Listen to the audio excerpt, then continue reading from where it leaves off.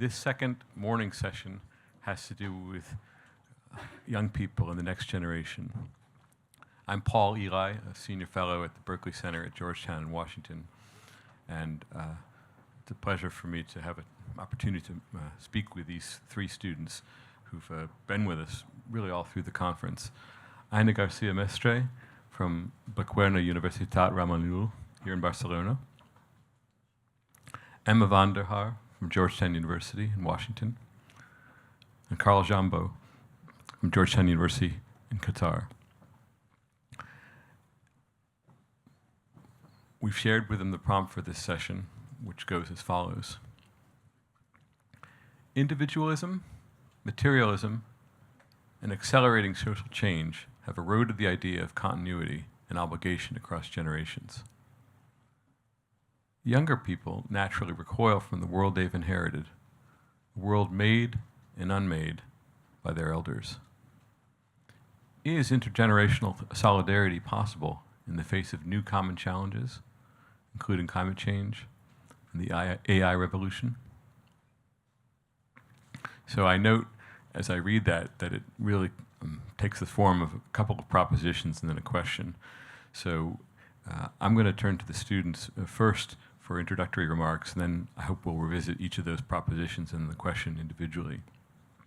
But just to set off, and I've said this to the students as they prepared their remarks, my own sense is that most generalizations that are made about generations, and even the very notion of a generation, they're overly broad and they're empirically thin.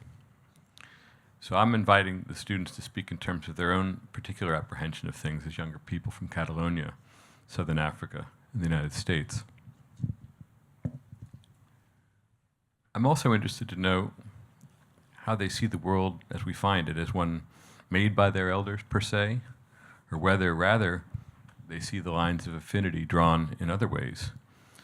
Might it be said that in every generation there's a ruling class, a financial elite, an elite professoriate, and that these groups work down through generations, transgenerationally, and to shape and control societies?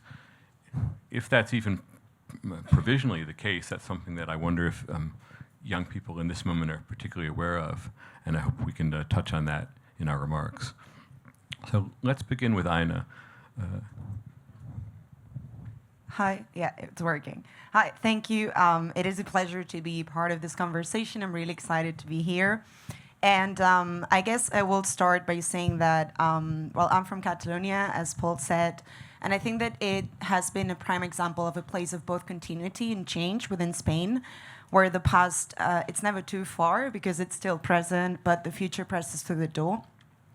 When I was doing my remarks and I was thinking about intergenerational solidarity, well, I inevitably turned into postnormal times theory by Ziauddin Sardar, which is a theory that I embrace, and I actually work in the Center for Postnormal Policy and Future Studies. And the reason why I did that is because postnormal times describes the world as this in-between period, right, of not what was, but not exactly yet what's to come. And we define this world using chaos, complexity, and contradictions. And I think that this is really important when it comes to our topic, because in a world where systems are deeply interconnected, this in-between period of change is what makes us feel, at least it's what I feel, and you guys may resonate, for our generation, that things change too fast before we can even adapt to it. And the challenges that we have nowadays have a huge scale, speed, scope, and everything is happening simultaneously, right? So I think that this acceleration is actually what has affected how generations relate to each other, right? The sense of continuity that we used to have, passing wisdom through generations, I feel that it's been strained by this pace of change. And for many in our generation, it feels like the world we've inherited, it's changing faster, and it also does not really belong to us. The reason why I talk about this is that yesterday I was talking to a friend of mine, and we turned into the 7 generations rules, which is a very ancient principle about taking decisions that actually you take into account how it will affect the 7 generations to come. And I think that we've forgot a bit about that, at least in the Western world since the Industrial Revolution. I think we disconnected from others and for the ones that will come. So I want to start this debate and my remarks by saying that, in my opinion, the main issue that we have nowadays is that we've inherited a world in which baby boomers generation were so optimistic about what's going to come. And now we're being demanded to do the same thing, but the world we've inherited, it's by far very different from the ones that they did. So it's kind of a post-normal contradiction, right? Because when it comes to intergenerational solidarity, we're being asked to embrace it by the same generation that I feel didn't actually take it into account when thinking about us, right? So yeah, that's a bit my initial thoughts, and I'm willing to see how we can make intergenerational solidarity, and I think that it's actually sustainable, because what we're doing now will have an impact that it's not going to last 50 years, it's going to last for decades. Thank you. Thank you, Aina, and it's especially striking to me that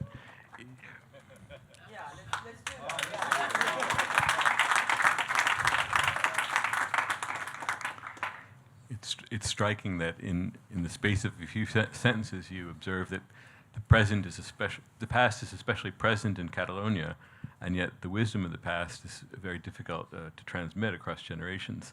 That those two circumstances coexist is quite complicated. I turn now to Carl. So when looking at this particular dialogue, I like being very practical. I begin with one inscription on a 1000 BC Babylonian tablet, which said, "Today's young people, today's youth are rotten, evil, godless, and lazy." And I'm pretty sure this is something we are used to when we have our meetings with our families over dinner, where it's always the older generation that believes we're always so much glued to our screens. We no longer know how to talk to people, have critical conversations, and how to connect. Now, why that inscription is important is because there's an important concept that we all need to understand, that each generation moves with its collective spirit, and because of the differences in these collective spirits, we get to see this clash of ideologies and in these beliefs. So there are 4 generations, and this has been happening over the last millennia, and it continues to be a process that cycles over and over. We have the revolutionaries, which is more of the young people. They want to see change. They want to bring about a better world. We have the preservatives. Those are the people who are coming from a revolutionary generation where they now want to see more stability in society. Then the conservative generation. This generation is more into less about ideas, more about let's work with what we currently have, let the world be what it be. And then the crisis generation. What happens with the crisis generation is they are disgruntled, they are dissatisfied with what is currently happening in the world. Those are the ones that pass on that notion or that idea of change into the revolutionaries. And the cycle goes on and on. Now the problem is there's this contention between the people who want to see change, as the young people, and the people who want to see stability. And we then create teams, us versus them. From a young person's perspective, I think the mere fact that we're working as different entities, even though we want a same world, a world where it's peaceful, habitable, we both grow, we both have a better future, I think is the main problem. I think there's a mischanneling of energy, because I look at young people more of as energy. They have the ideas. And if energy is not channeled into the right streams, it can cause catastrophe. But if energy is then channeled into the right ways, it then creates something beautiful for our future and for our society. I'm coming from the African continent. I'm coming from Zimbabwe, and I'm looking at a wave of young people who want to transform the continent at large, but to transform the world, because we are tired with the same issues: corruption, poverty, inequality. We look at realities like climate change as things that are changeable, things that are transformable. But when the older people look at it, they don't believe in this. There's a dissonance because they have lived in a world where they say, we have lived in this particular period. We have seen this. We've tried to change it, but we were not able. So we do not believe in you because you also believe in that, but will come to a very inevitable change. What I think needs to be the solution is young people have their experience, they have their expertise, and that can be used to guide and channel the fuel that the young people have. Take, for example, I was helping my dad in learning how to use ChatGPT, how to use AI. And I'm pretty sure this is a story for most of you. Sometimes you don't know how to use your phone. Right now, there's a setting or there's a new social media application that you have that you don't know. But a young person is able to come up to you and to help you to use it. This is how we can create this solidarity, where we can connect these different generations. The generation that has experienced, that has lived, that has lessons, but also a generation with ideas, that sees opportunities, that sees potential, that can transform the world. So those are my opening remarks.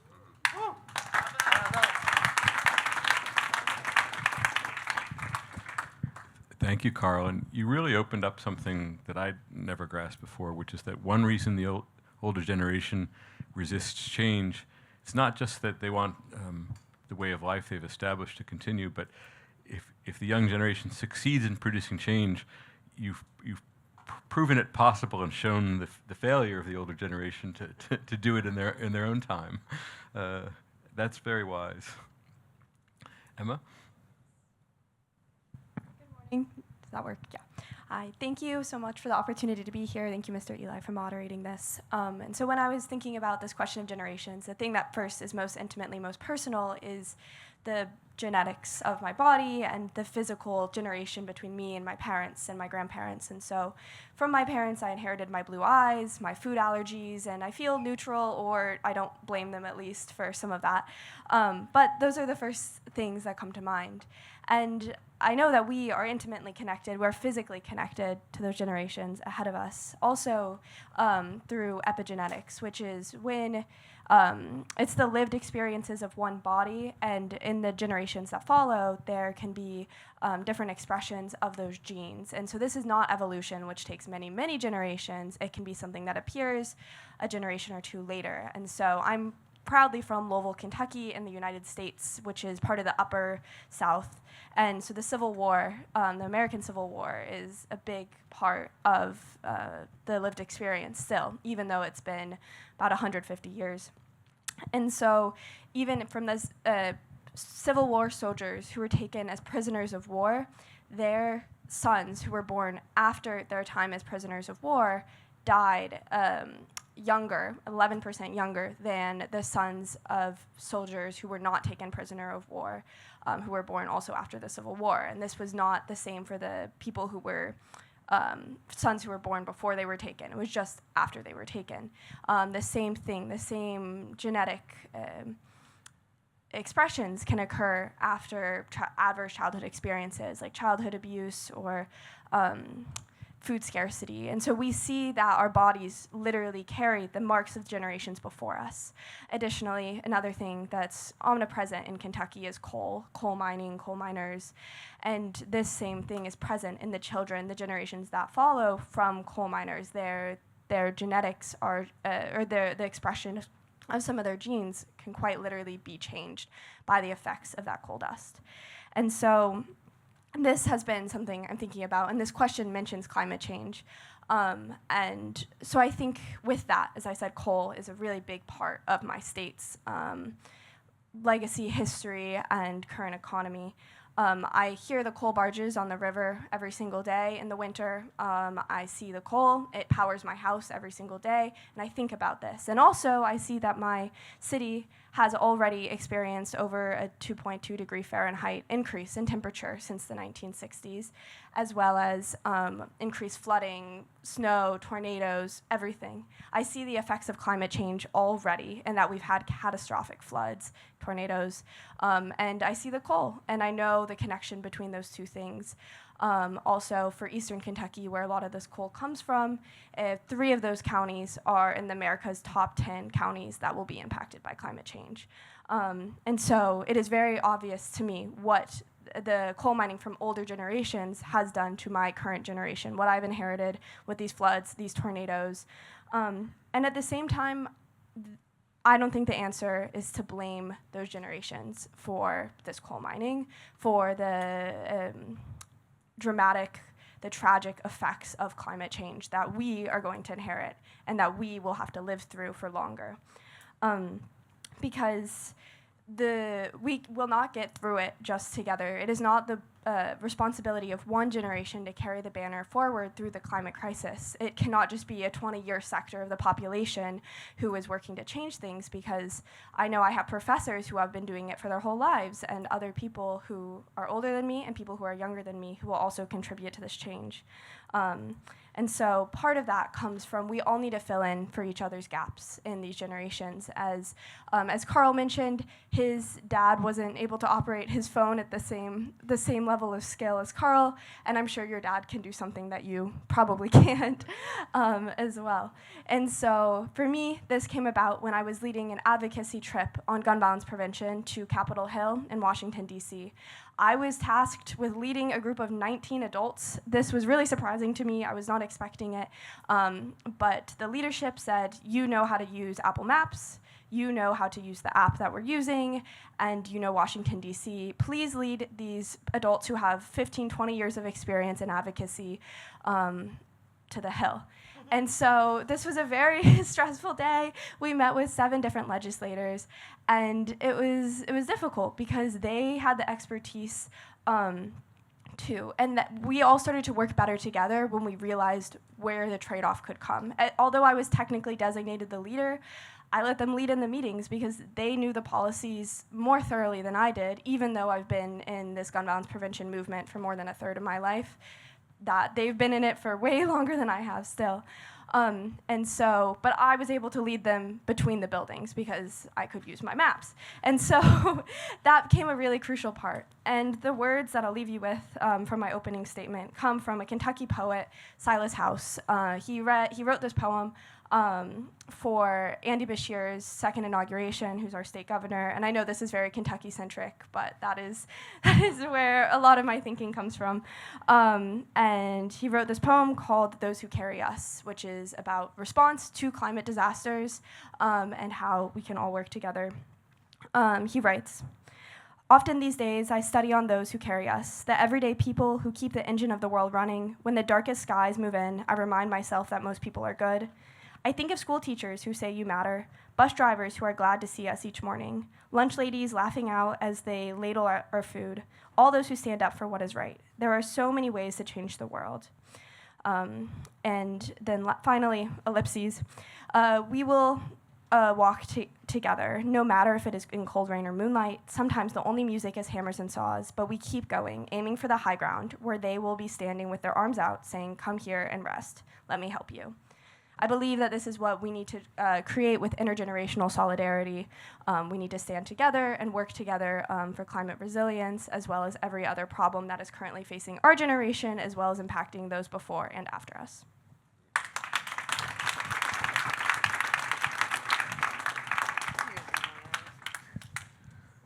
Thanks to each of you. And I have to say the 3 of you together really transformed the prompt in my sense of it anyway. I came in thinking that we would reflect on the erosion of ties, or supposed erosion of ties between you and your elders, us.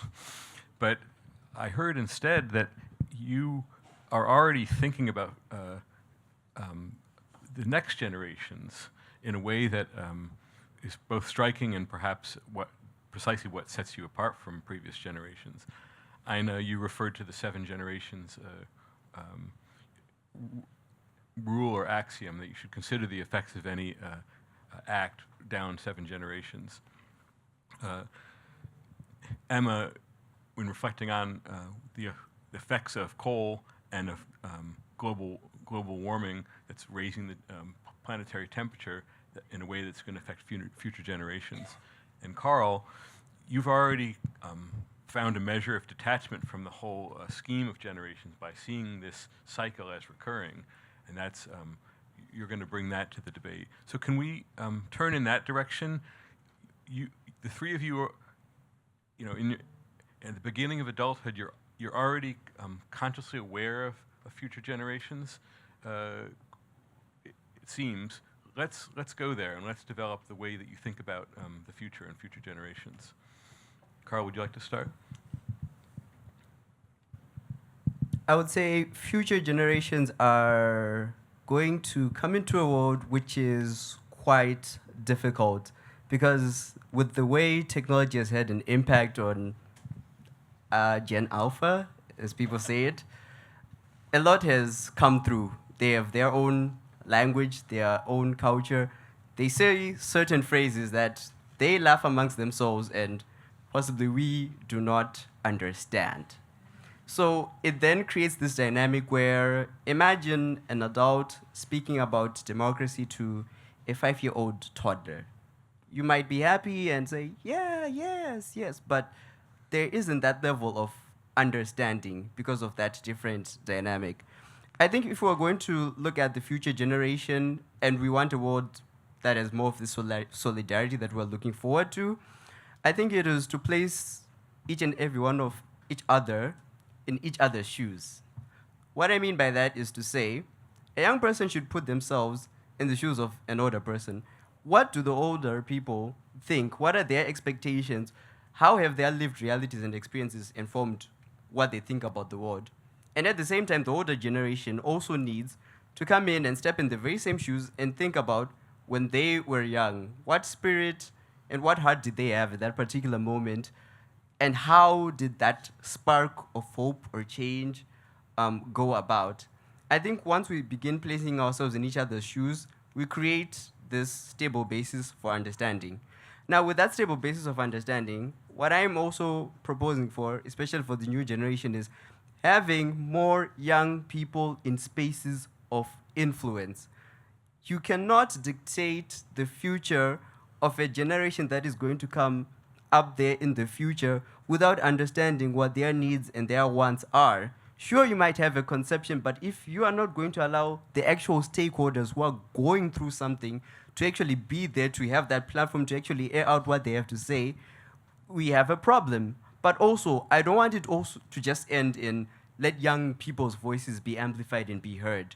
I actually want them to be put in the driving teams that create action for the future generation to be there to implement the solutions, not just to debate and to say we want change in parliament, but to be the actual pioneers who are leading that particular change.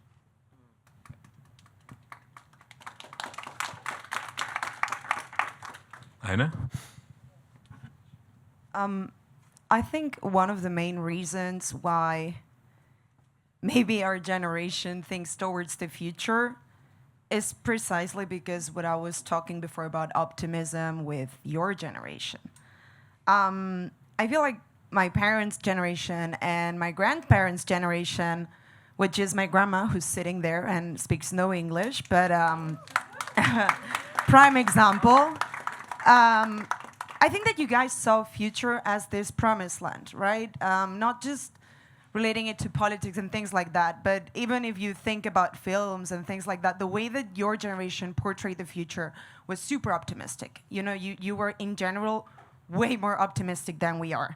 And our generation has not inherited that future, right?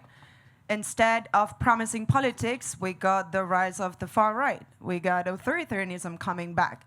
Instead of these futuristic greenhouses, we got climate change eroding our planet. When AI came up, everybody was like, oh, this is going to be amazing. Well, it's being used for militarized drones. I don't know what to tell you, whether that's amazing or not. So I think that the main issue here, and probably even if it's a bad one, it turns out to be a good one, is that we look into the future for generations to come because we're actually worried about it. And I think that I agree with Emma and Carl when we say that we cannot blame you guys because you were optimistic. And I think that when you're optimistic about stuff, you don't think about it as much as you should. So asking you at the present time to do think about it makes sense because I think that your generation is realizing that we are not looking towards a nice future. But I think that our generation, it's not that we have this duty or whatever. I think it's a need. You know, like we are suffering the consequences of the actions of generations that have preceded us. And I think that the idea of thinking towards the future instead of breaking ties with older generation comes from the desire to avoid this for the ones to come, even if it seems way more complicated than it would have seemed 50 years ago. So, yeah. No? Not happy? You think we should blame you? Yes. Yeah. I think we lied to you. We were not optimistic. We lied to you and we lied to ourselves. And I think you should. Anyway. No, I think This is yours. I think no, it's fine. You can jump in. I think that you were in a very good position. You know, like I think that it's not that you lied to us, but because you were in a privileged position. You know, you knew you could buy a house. I have to share my apartment with 6 other people that I don't know, and there's a 10-year gap between one another. I mean, that's the thing. You know, I think that because we're not living this present and future that you guys promised us, we don't want to do the same thing to other generations, which I think that makes us very noble, you know. And I know that our generation, as Carl said in the beginning, has been perceived as this lazy generation, selfish generation. We only care about partying and social media and TikTok. And I'm pretty sure that most of the people that you see outside and you see young people, you're like, oh, they have no idea what's going on in the world. I think we do. And I think that it's a good thing that we do, you know. And I think that sometimes I feel you guys should give us more credit for that. And I think that you don't. That's exactly it. Emma? So right now I'm taking a post 9/11 culture of fear class, and I will say before, like I was born in 2003, so everything has been post 9/11 for me. Sorry. I have to say, it's been really interesting to learn about the time that I don't remember, which is basically everything before 2016, in terms of the political realm. And so I have no idea like what the future will hold for my progeny. I know that individually I'm teaching secondary English next year, so I'll very much be involved with Generation Alpha. Maybe I'll learn some slang, like Carl was mentioning, maybe not, but I'll be back home in Kentucky doing that. Yesterday we had, there were discussions about the use of AI with children, and we've talked some as a cohort about screens for children, screen time, and all of that. And I know that based on my experiences, based on working in a daycare and nannying and all the things, that my children will be screen-free as long as I can make it for them. And so I do say that now. I know everyone's a perfect parent until they are one, but I'll really try. And so I think that we don't really know. I could spin a wheel and see what happens then. But I do know that we will need to maintain like our ability to gather together to disagree, and I appreciate that the Berkeley Center is equipping us with some of these skills to do so. And yeah, I think it'll definitely be a lot of resilience to come with the impending everything. So. There's a very strong word in the prompt that the younger generation naturally recoils from the world that has been made and unmade by their elders. We've already discussed climate change, but in the course of this conference, various historical reference points have come up. What we're calling the older generation had the benefit of, in the West, of having won a world war, incredible prosperity in much of Europe, in the United States. Pankaj mentioned the most consequential event of the 20th century was the end of colonialism. So there are some epical events that have been part of our timeline over these days. What specifically, in the older generation's experience, do you recoil from? What specifically, and let's leave out climate change, did that older generation get wrong that really irks you?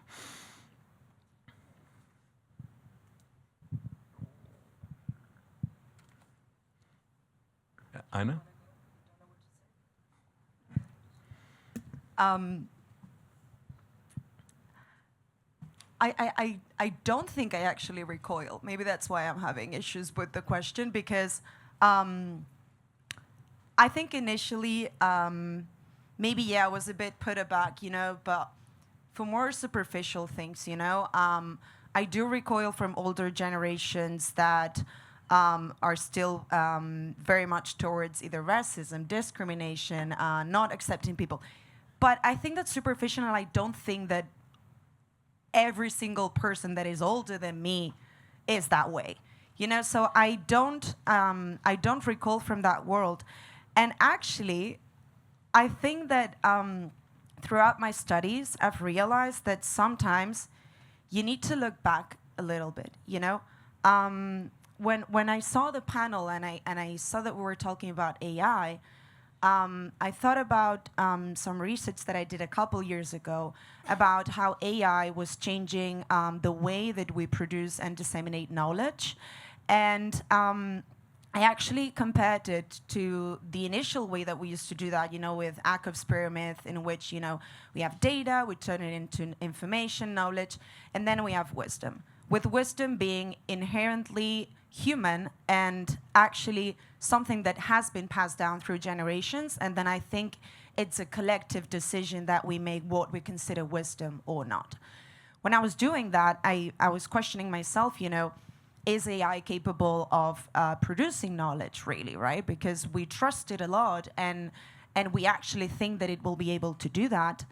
And I ended up realizing that, in my opinion, and that's my personal one, I don't think that AI will be able to reach wisdom. I think that's inherently human.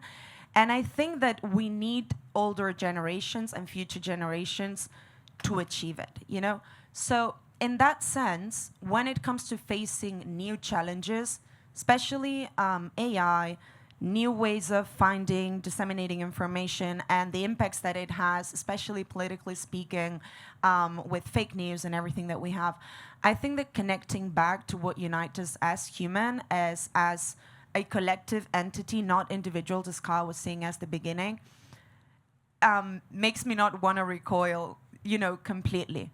I do think that wisdom is something that you gain throughout the years.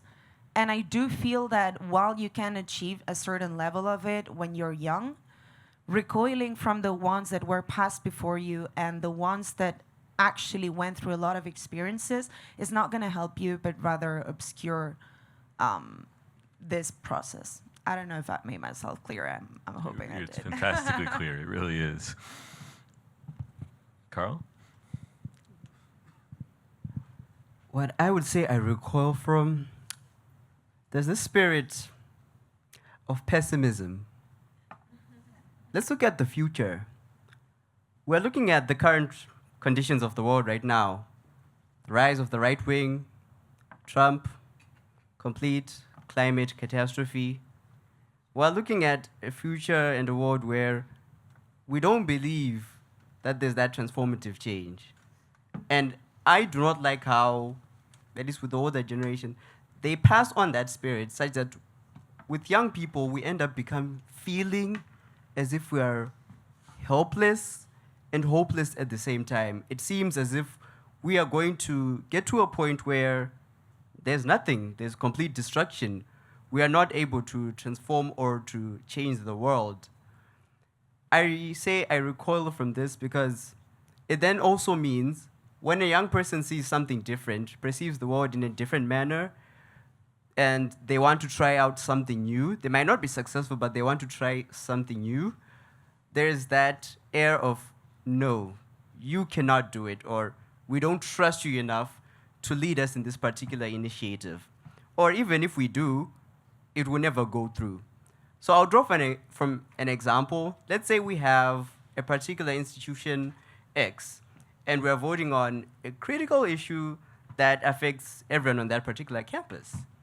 People vote in favor for one thing, the results are pretty clear, people celebrate, but the people who are at the top who make the final decisions then decide to say, no, we're not moving towards that, because of their ingrained belief that, no, when we look at the future, we are not going to get where exactly we want to get.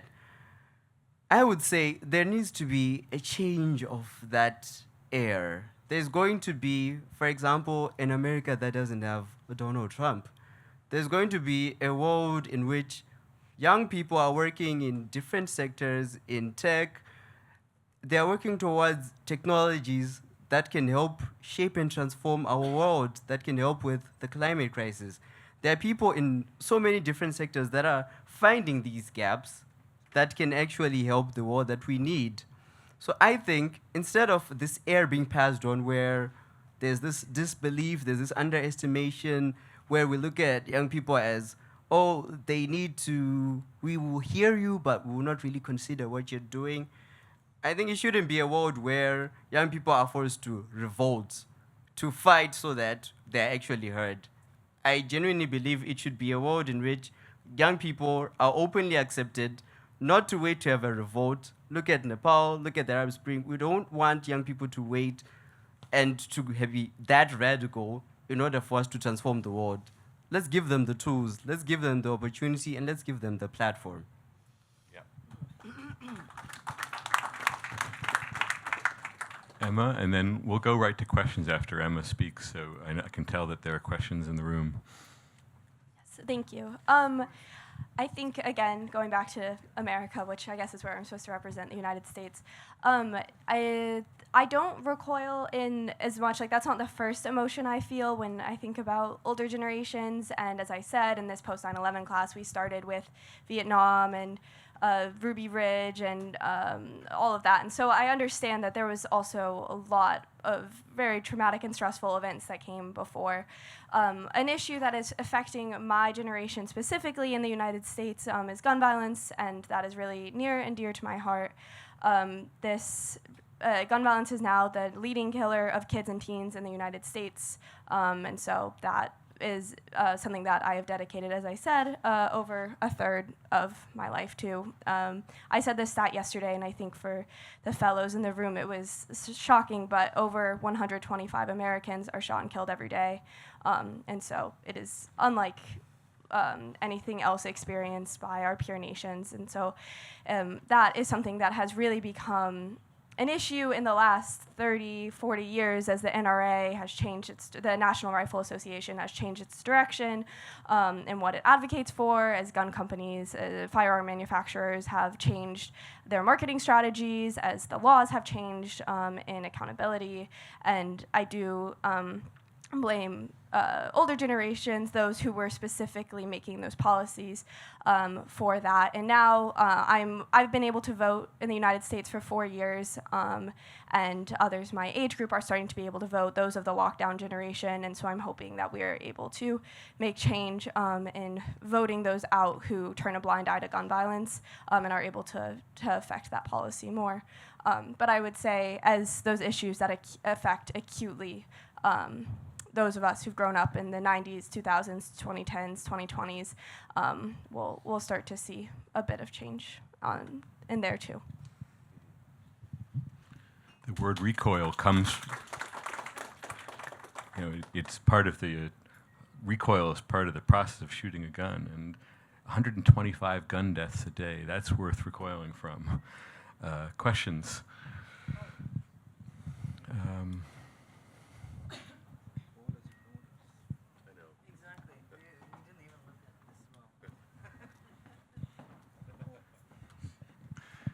Front row seat will get you nowhere. Instructions from Tom. Higher power.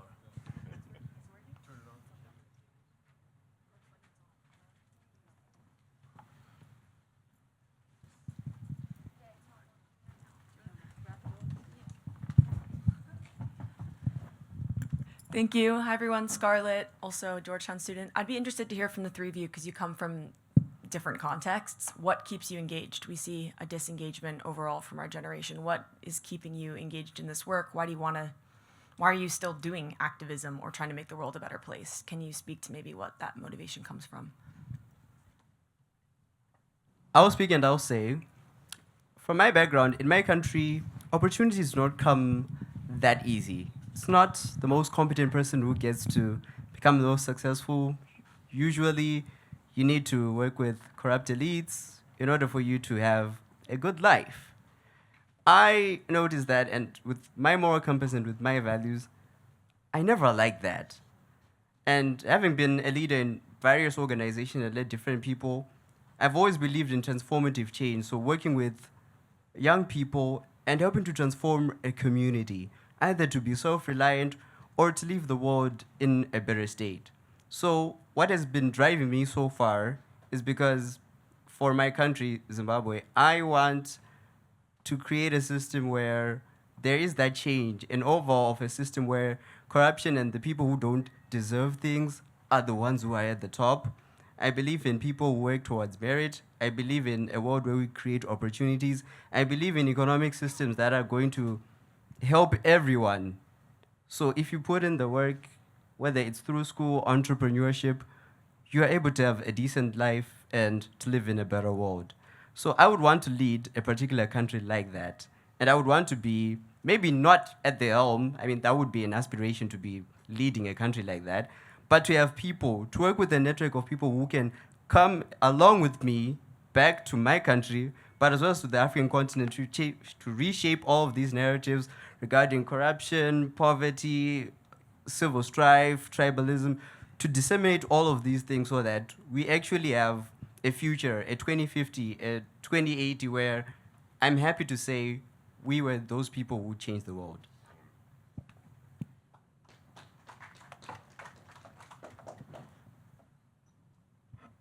Well, I'll make it short because I know that there's people with questions. In my case, what keeps me engaged is the small things and the little changes that come from the things I make.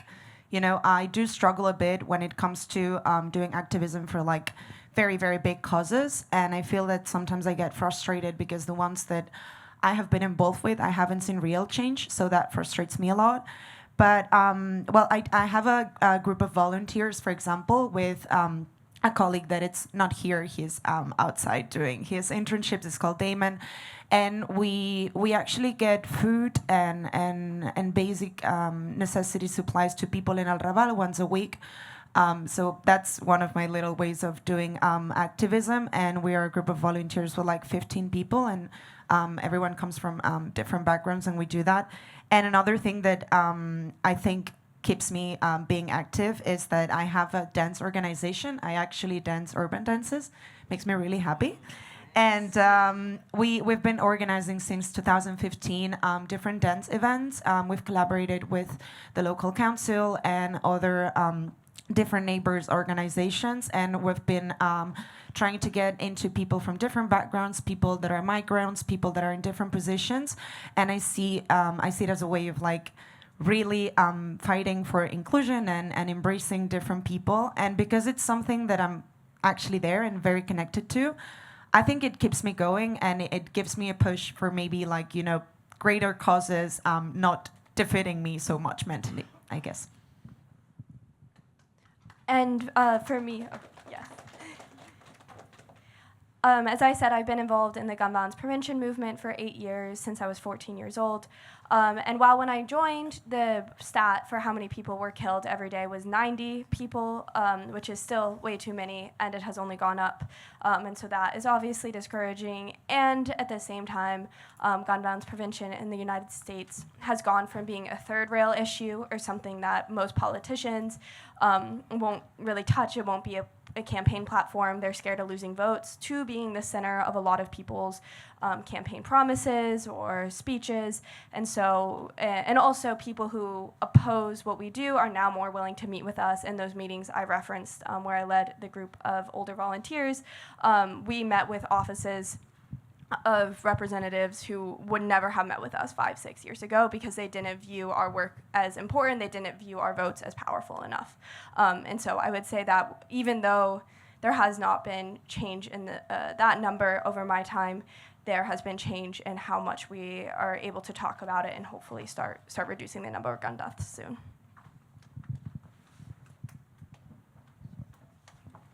Thank you.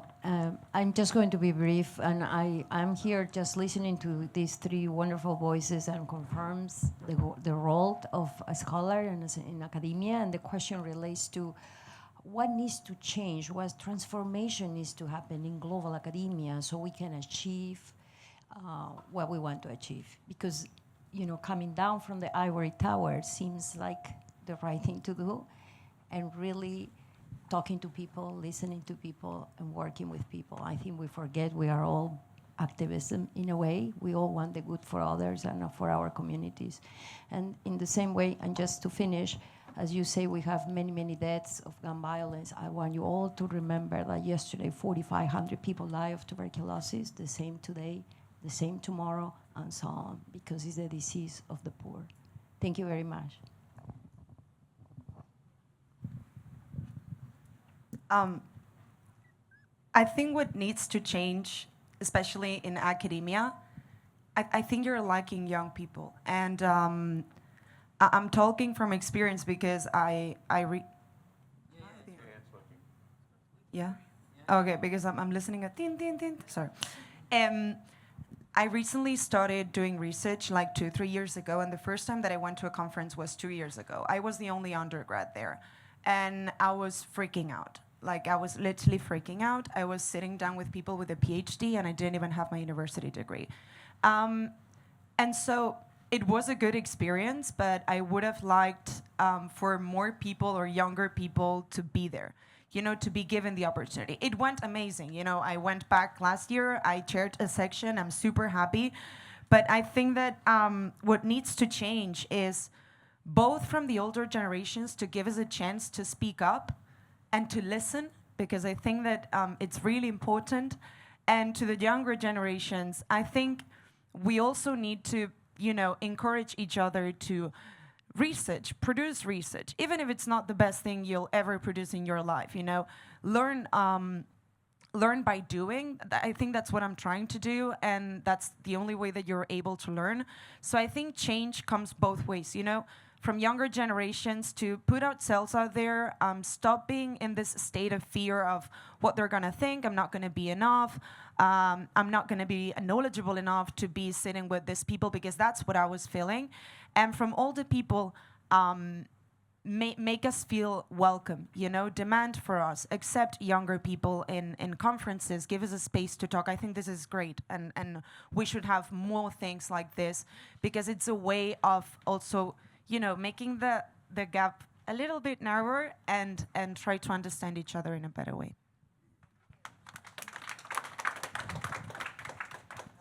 Just a quick answer to you. I would say what would be a game changer in academia? Experiential learning.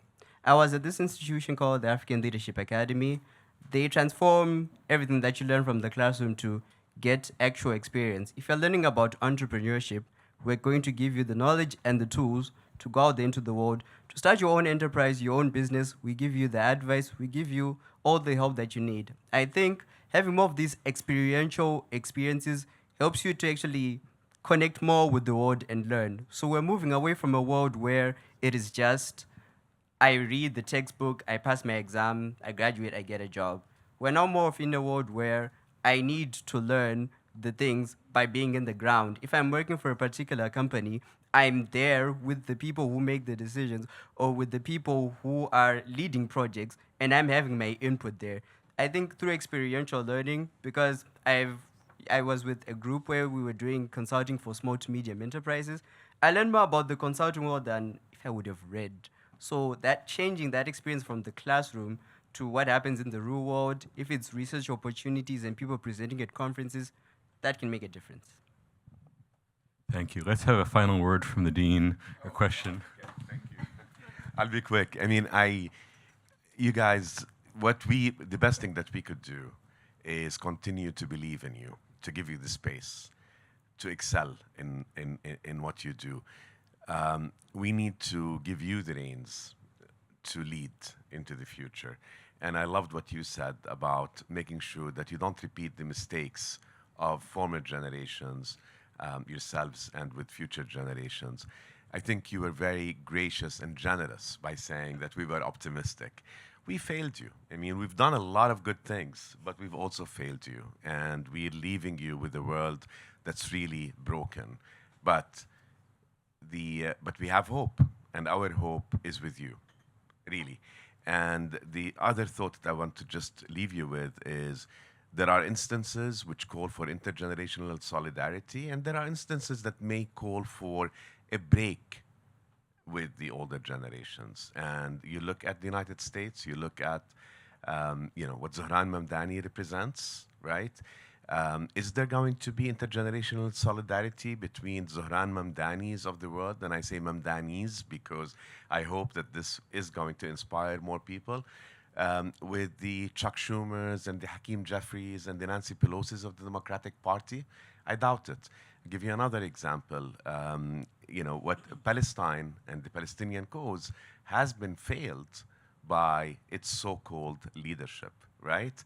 And the young need to break with the older generations that have failed the cause miserably, and so on and so forth. So I just want to leave you with that thought that solidarity intergenerationally may sound great, but may not be always the best strategy for you to. Yes, exactly. You need to balance it, and the best thing that we can do, the best way that we can be in solidarity with you, is to give you the opportunity to have faith and believe in you, and to give you the space, which is what we all in this room are about. I'm so incredibly proud of you. Yeah. Thank you.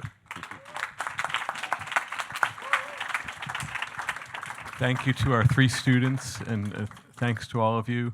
There's now a short break.